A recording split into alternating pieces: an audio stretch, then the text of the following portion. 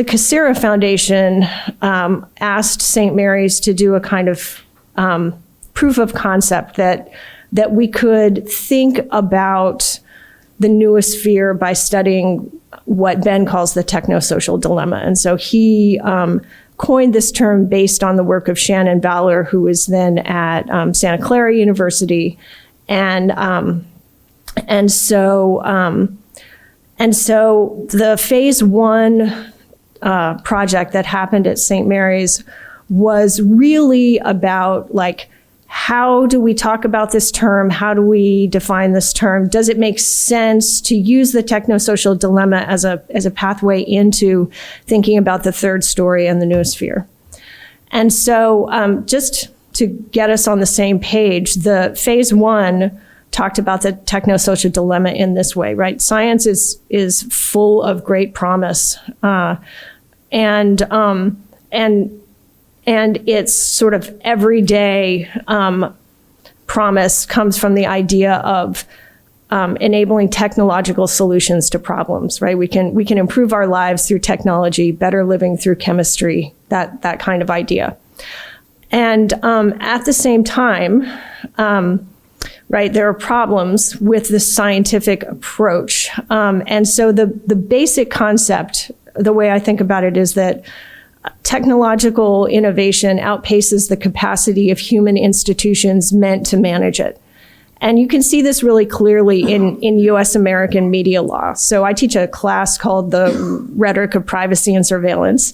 And in that class, I talk a lot about social media and the way that social media algorithms lead our attention toward more extreme content and thereby create a lot of division in society.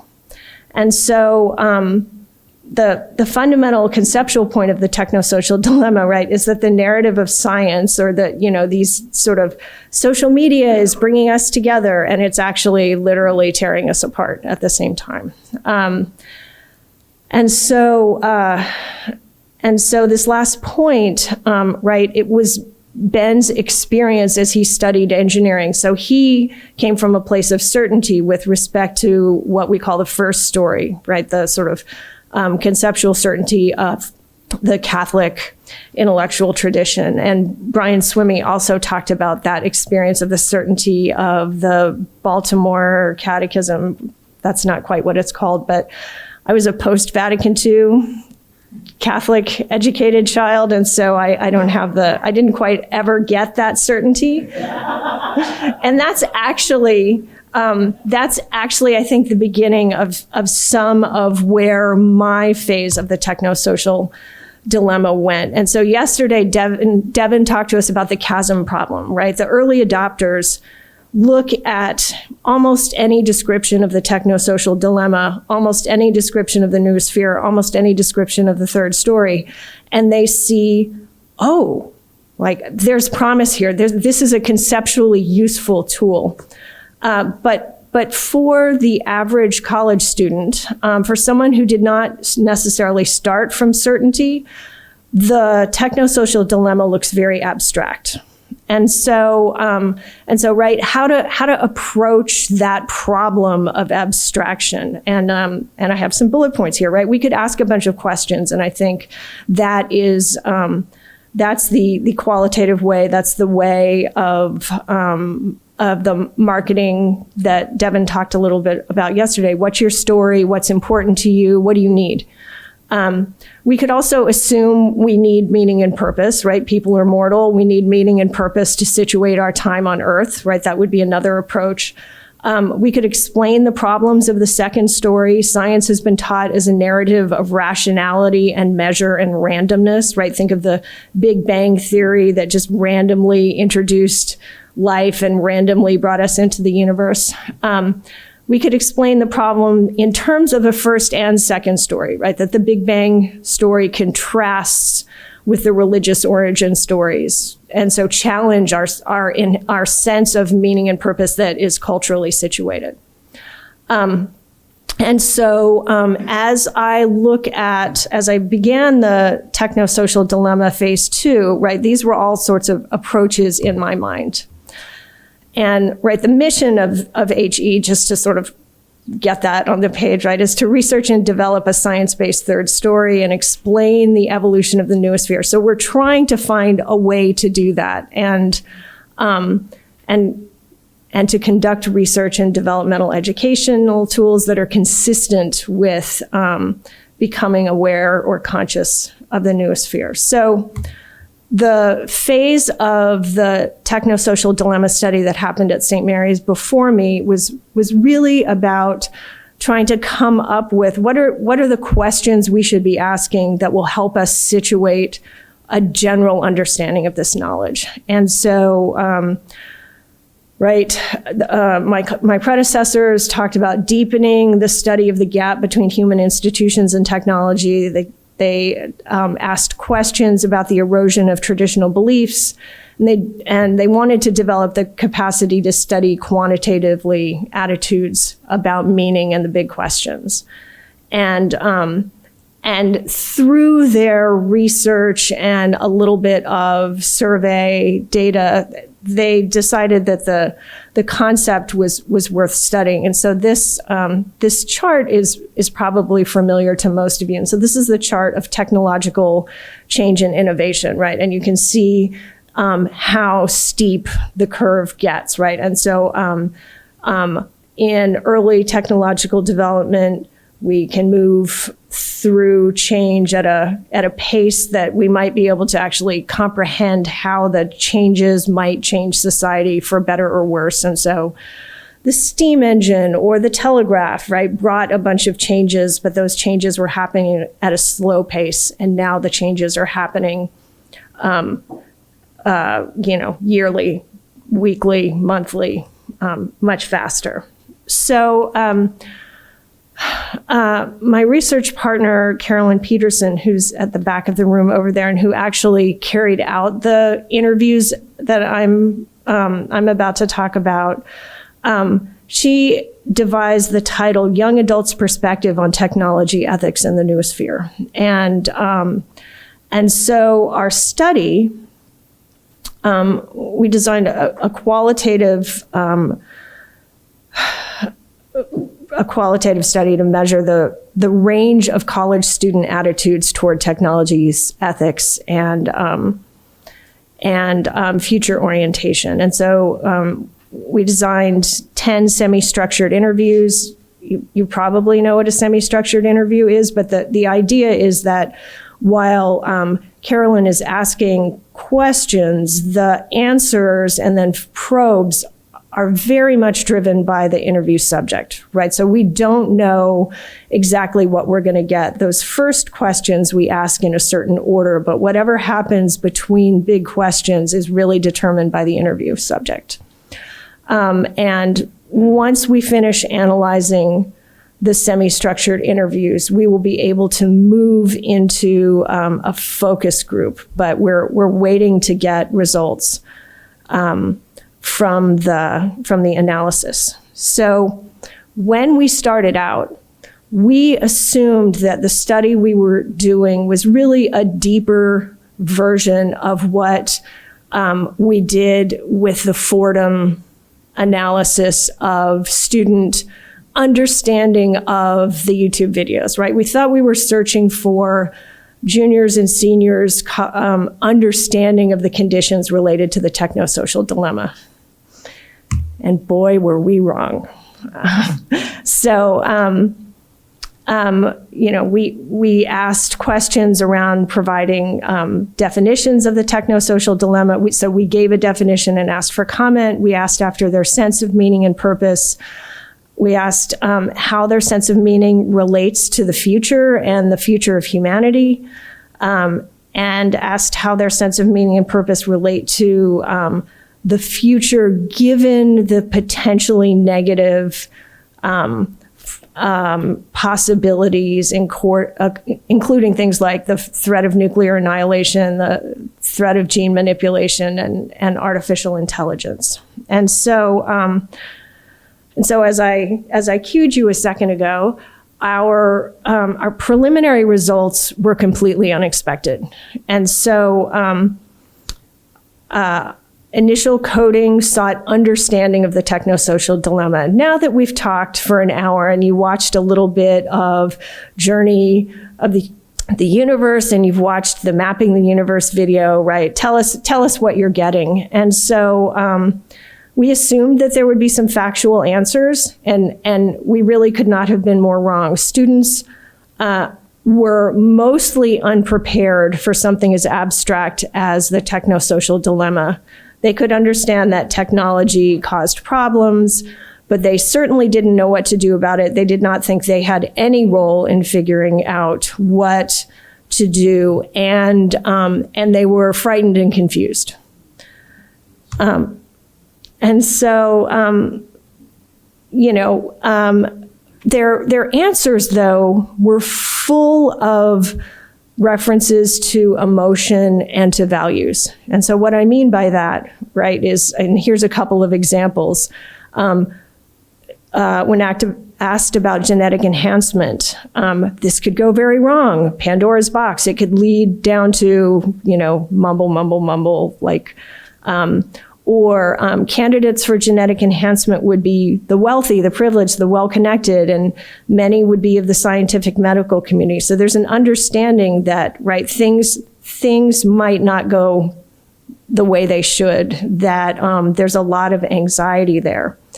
And so Carolyn did another read through of open coding, looking for emotion and articulation of values. And what she found, I think, is very interesting. So at the beginning, our semi-structured interviews were between 45 minutes and an hour, right? And so when asked at the beginning, after meaning and purpose, students would say things like, I don't want to think about it, right? Too much existential dread. Or they were saying, no, I don't think about that. My friends are very cynical. They don't think about that.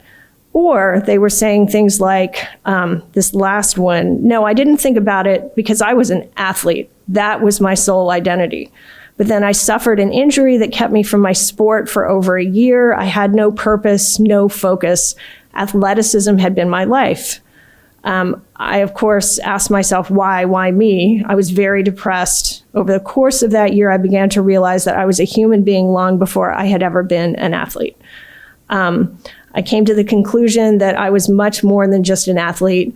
I'm better now, but I'm still not sure what my purpose in life is. And so at the beginning of the interview, students are whatever the opposite of receptive is to a concept like the noosphere. They would say, like, either some version of I don't want to be an ant, or as in A-N-T, or I don't get that, I don't know what that is. And then as Carolyn walked through various challenges that are the result of technology and the pace of technology sort of exceeding anything like law or values that would control it, they started saying, oh, maybe we do need some way of coordinating. Maybe we do need some way of thinking together about problems. And by the end of the interview, right, so now we're at 45 minutes to an hour, they were saying, I see how this could be important. I see what's useful here.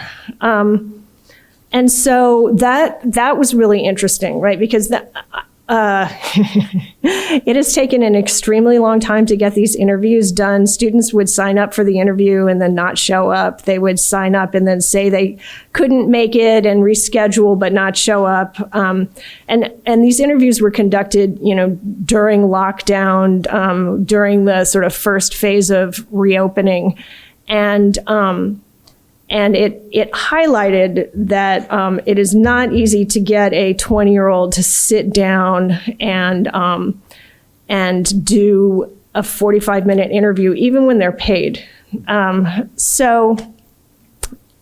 This method is a method of getting our message out isn't an especially good one. It's highly resource intensive, but it is effective. So that tells us that there are things in here that maybe we can use going forward. And so we're actually still at the open coding phase. We need to do a discourse analysis and then do a kind of triangulation looking at how certain instances of patterns are next to or not next to other instances of patterns.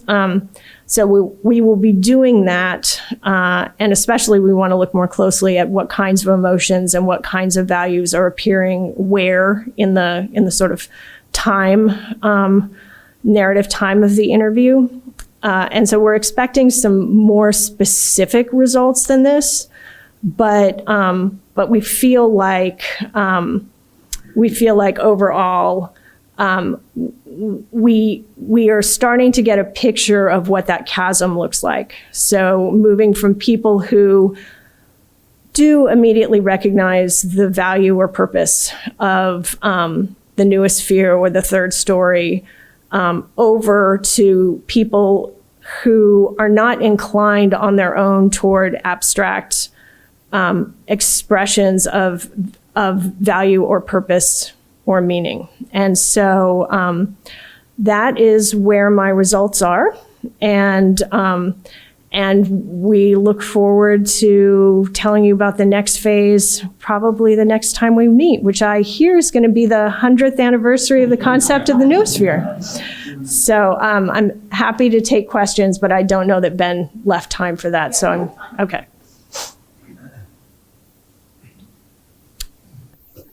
You articulated the technosocial dilemma as kind of a differential in pacing, almost, but very passive, it seemed to me. Have you thought much about the idea that it might be quite active, the use of technology in ways that were very negative, such as you have with the social dilemma, for example, of that film? Yeah, and I think maybe I described it more passively than I teach about it in my classes. The one place that maybe I got to that a little bit was, right, the use of social media is doing something quite negative that people are not necessarily aware of. So I will look into trying to make the definition more active, because I wasn't intending it to be passive in that way. Clement? Yes, maybe two questions. To tell us how many students you did interview, the sense of the sample size, and if you did try to correlate with other psychological parameters, such as their personality, their or other parameters, to see different people would react differently. So we did 10 semi-structured interviews. So it was 10 students, and we'll do a focus group with another, 5 to 7 students. Your other question was about correlations. We haven't done that.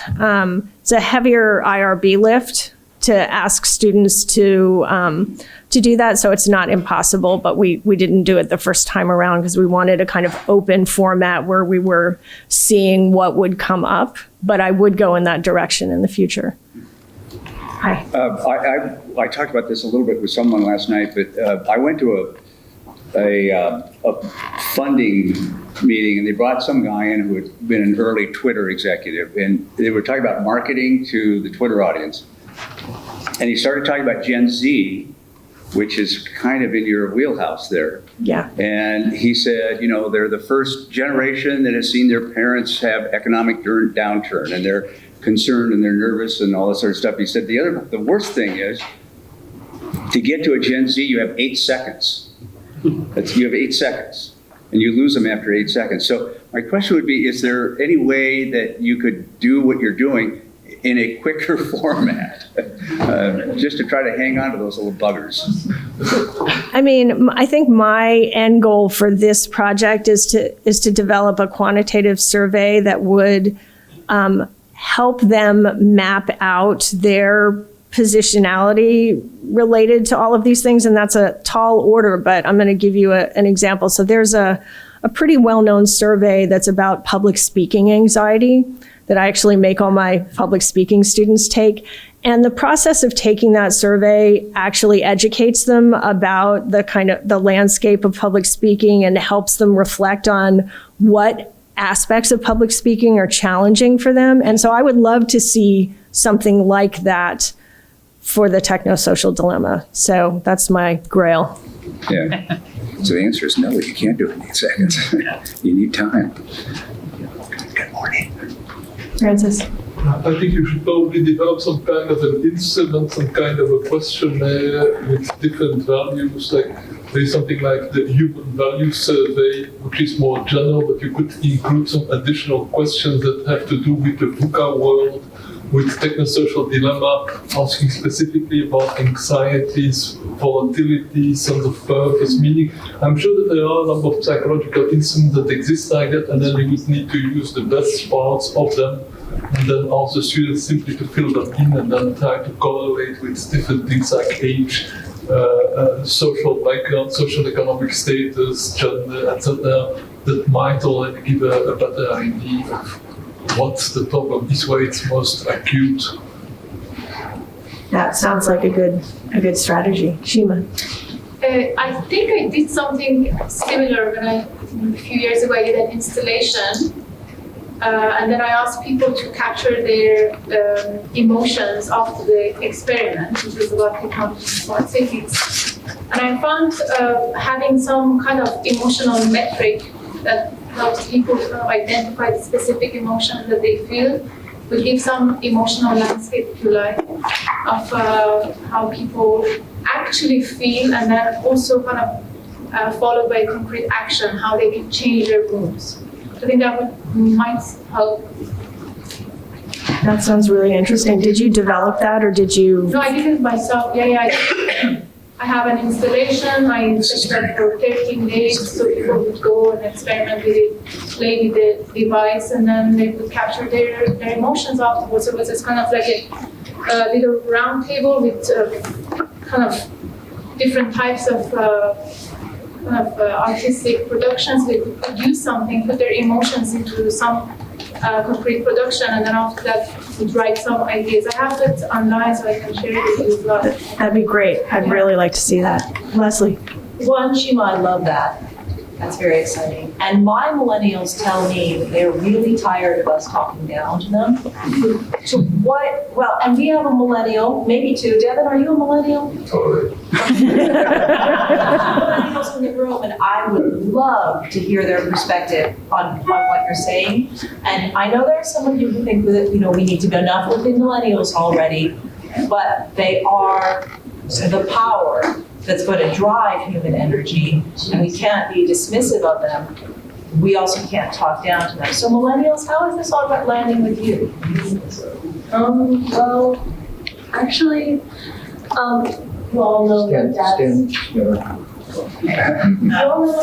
Google questions, and I've actually written like a college kind of Gen Z Google questions, and it does like ask questions about meaning and purpose and like what young people think about what's going on, like the political environment, with technology and everything.